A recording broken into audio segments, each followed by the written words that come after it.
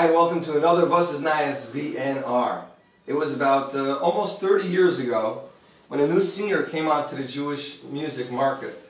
His name Avraham Frieds, and the debut album No Jew Will Be Left Behind, featuring the Zamira Orchestra. I'm sure many of you are familiar with this, although I think the younger generation doesn't really know what this is. This is a record. Before CDs and before cassettes, this is what we used to listen to Jewish music on. We are fortunate enough today to be in Crown Heights at Avraham Frieds' house. And in just a little while we're going to be talking about his musical career, which spans about 30 years. Avremel, Shalom Aleichem.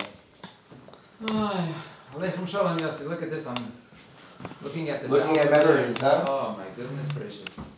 Actually, I think it's Zimria. Zimria Orchestra? Yeah. Wow. Not Zamira, but Zimria. Just for the record. I couldn't get over this. I was telling Avremel earlier that I was reading here lyrics for the Return by Shmuel Goldman. Can I say that? Yes. Go ahead. And there's a songbook also inside. What bracha do you make on this? By the way, it's not almost 30 years, it's 30 years. Exactly. Lag Bomer is 30 years. What does it say here? Want to see this down here? You notice that? Please do not play this record on Shabbos and Yom Tov. That was the first record that had it? That was my first instruction from the Rebbe. I told him I was bringing out an album. So he said, make sure to write on it and on the album itself. Let's see if it's here. Actually, it's not on this album. It's not. I didn't realize. He wanted it on the cover and he wanted it on the thing itself. So this one we did. That was my first instruction of the Rebbe, to put it on, not to play on Shabbos and Yom Tov. And wow, this is unbelievable. This is 30 years. Does it say 1980? Is there a year here? I did not see one there. There's no year. It was 81, I believe. This is 1980, I think. 80? Tafshin Mem. So the same, wow. The debut album came out Lag Bomer. Unbelievable. I think so. That was our date, yeah. Lag Bomer. And now we're by Lag Bomer again. And look at this. I remember this was yes, this was the Vos cover. Design with the steps leading to a door and then the key on the back. It was like a tradition. It was unbelievable. I grew up with the cassette version. The cassette. Wow. That's it. No Jew left behind. And here we are 30 years later. We're still waiting for that promise to come true. I was going to ask you that. Upon doing research, No Jew Will Be Left Behind, The Time Is Now, Father Don't Cry. All of your English songs seem to have, I'm wondering if it's part of your Chabad DNA that they all have to do with Moshiach, or is it just that you wanted to give a positive message to Yidden? Because almost all of your English songs tie into the same message. You're very observant, Yossi. I'm very impressed. That's right. See, you have very acute, observant listeners who pay attention to the details. Obviously, there's both there. Moshiach is in my DNA. The Rebbe, the reingehakt in Kopf. You know, every breath should be something to do with Moshiach. And I do try to bring Moshiach in a certain way to the audience that it should be exciting. It should be something that they want, that they should anticipate. Because people are afraid of Moshiach. You know, Moshiach is like a chamoyda. There's going to be a Yom Hadin. And what's going to be with my business, and what's going to be with Goygumogig and wars and masses, you know, Matmoida. So I've been trying these 30 years to present Moshiach in a good light.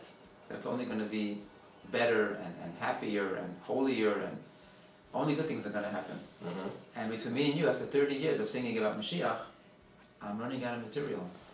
I'm running out of ideas. You know, what's left to be said? Time is now. Goodbye, Golas. Forever one. What else is there? Giant shoulders and... Giant shoulders on start. No, right. We see what's happening now is... Don't hide from me. Don't hide from me. Now I'm singing songs like Father Don't Cry. And becoming more of a plea. It's Hashem waiting for us to bring Moshiach down. It's like a plea. Now it's already new. What's taking so long? You know? So you went from Marty Lewinter. Over the years, many people, you saw Lamb. Now I see there's a concert headlining June with you and Martha and Lipa and Gertner and Yossi Green for Moshe Laufer. So the question is, what is there with Laufer that you've used him I think most from everybody, and you're still using him. What is there about working with Moshe that makes you want to work with him?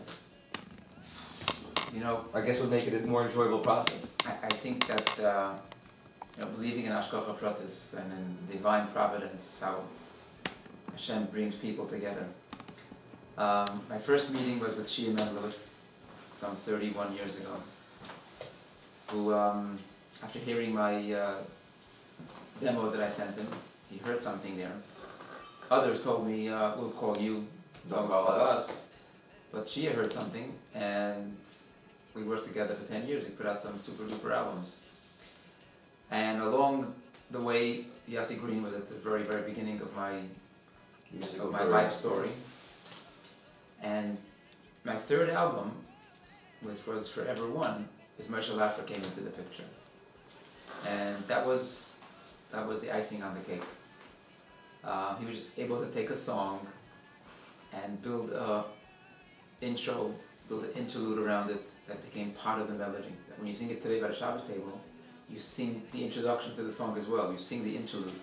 It became part of the nigun, part of the moment, part of the experience. And I was very fortunate to have these great talents. Laffer did, like you said, I think Laffer did from Forever One, my third album. Probably more than 10, 12, I lost count, but we did many, many albums together.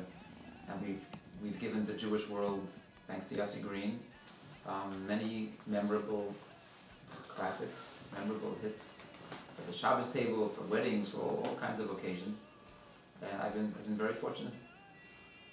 I was trying to figure out, what am I supposed to ask Avremel? You know, ask people, what do you say? What would you like to hear from Avremel? Here's one that came up. Avremel is one of the busiest guys in the industry because he's doing everything himself. You're producing yourself, you're writing a lot more material. Yeah. Why is it that Yitaka never hired a producer, somebody to take care of stuff for you, to take off some of the load, maybe enable you to get more creative? Yossi, do I hear an offer there? Do I hear an offer there? If you're asking if I want to produce it, sure. You know, I'm still the old-fashioned type. I really am. I'm not still living like in the 80s, you know. Get everything done, I'll get it done, get it done. But it's funny, 30 years later, and I feel like I'm just getting started because I have so many ideas that I want to actually, as we speak now, I'm almost ready with all the material for my new regular album, which is due. And then I have 80% of an English Yiddish album that I'm working on. I thought those were going to be songs. All original English. Well, I figured, you know what, I have a lot of cute songs where part of it is Yiddish, part of it is English, or Hebrew Yiddish, Hebrew English. I got a little bit of I'm working on that. I'd love to do a Yiddish album with some nice Yiddish stuff. I'd like to do an all Israeli album, all Hebrew. People are writing for me new Hebrew songs, not old ones like I did with Rak Tefillah, or Misho Olech Tamiditi, or other Israeli songs, but new songs written specifically for me. So I'm got a lot of things going.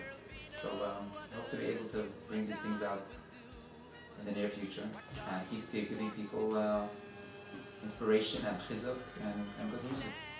When you were 9 years old, there was a recording of you singing Vinny Casey. I was 13. Or you were 13. I guess the internet's wrong sometimes. I was 13. You were 13. 12, and you actually ended up using that recording on Gullus Goodbye. And you have the child solos. Will we see any more of that in the future? Some old recordings of Avremel on an Avremel album singing together? I used Vinny Casey. I also used Summer. I also used Summer on Hop Kazakh. I used Summer where I sang with myself from a live concert. I had a recording when I was 9 years old. Then I sang the high part later on. I don't have too many more recordings of myself as a kid, but maybe I'll find something. You never know. I gotta go through the archives. Holy and pure, our fathers were giants, righteous men. We are small compared to them.